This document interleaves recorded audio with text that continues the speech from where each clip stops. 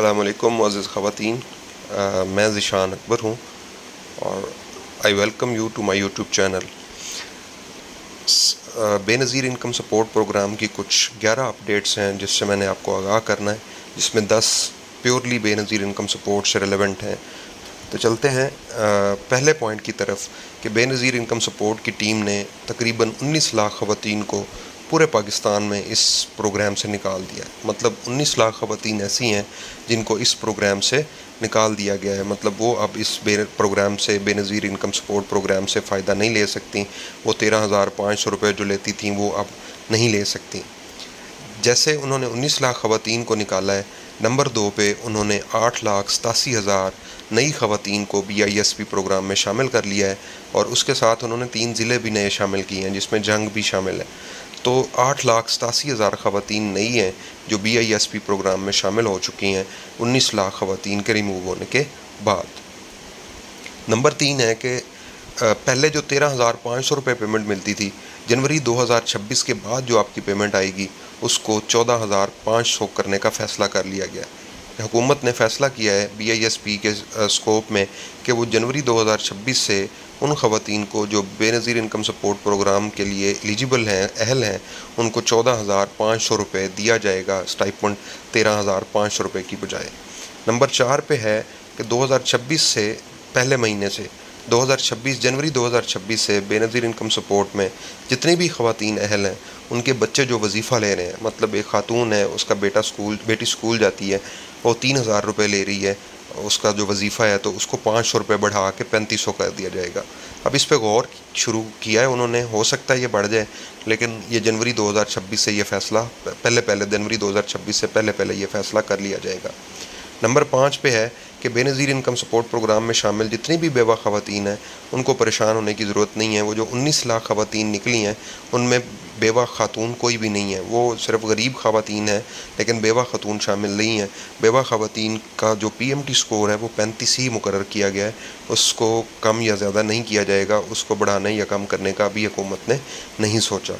Number 6 पे है कि अगर कोई ऐसी ख़ातून जो बेनज़ीर इनकम सपोर्ट में ले रही है, मतलब उससे इमदाद, लेकिन उनका जो बच्चा या बच्ची, कोई भी ऐसा बच्चा या बच्ची है जो माजूर है, तो उस घराने का जो PMT स्कोर है उसको फ़िक्स करके 32 कर दिया गया है। अगर उनका PMT स्कोर बढ़ के 36, 37, 38 भी हो जाता है तो फिर भी उनको इस प्रोग्राम से नहीं निकाला जाएगा।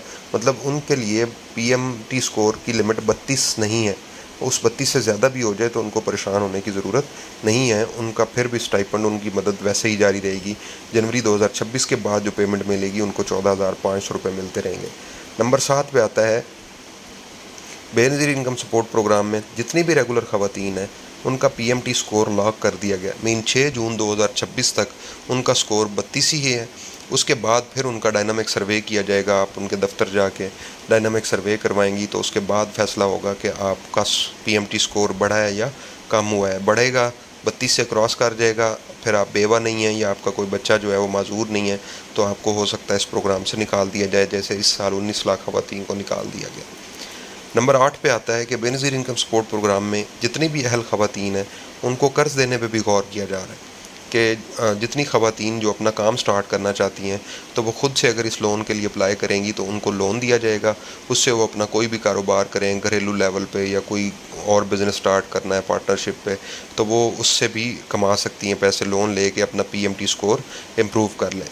नंबर 9 है कि बैंक ऑफ पंजाब के तहत, ये इससे रेलेवेंट तो नहीं है, लेकिन बैंक ऑफ पंजाब और अल्फला बैंक या वसीला या इस तरह से हिम्मत कार्ड, बुज़ुर्ग कार्ड, किसान कार्ड या लाइव स्टॉक कार्ड, ये जितनी भी सर्विसेज है ना बैंक ऑफ पंजाब से और बैंक ऑफ अल्फला से एफिलिएटेड थी, इनको उससे ख़त्म करके कोशिश कर रहे हैं कि जायज़ कैश बैंक से मुंसलिक कर दी जाएँ ताकि मसला हल हो जाए।